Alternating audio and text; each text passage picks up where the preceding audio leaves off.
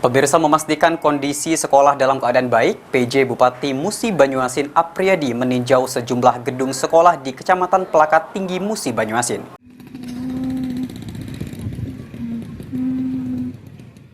Dimulainya kembali pembelajaran tatap muka di Musi Banyuasin setelah wabah COVID-19 menjadi perhatian PJ Bupati Musi Banyuasin dengan melakukan peninjauan sejumlah sekolah dasar khususnya di Kecamatan Pelakat Tinggi.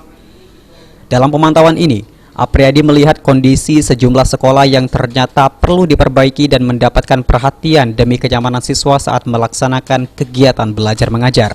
Tahun ini Apriyadi mengatakan akan melakukan perbaikan ke sejumlah sekolah tingkat dasar maupun tingkat menengah pertama di wilayah Musi Banyuasin secara bertahap dengan harapan agar tercipta suasana belajar siswa yang aman dan nyaman, sehingga tercipta generasi bangsa yang cerdas khususnya di wilayah Musi Banyuasin.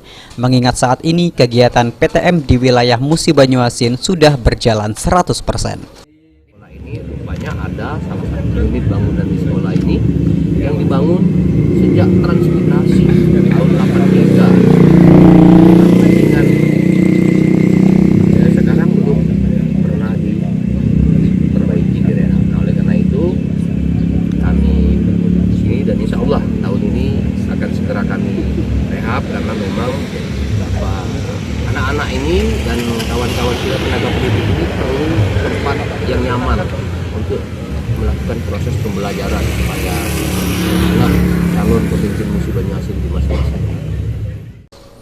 Ruzi Iskandar, PAL TV.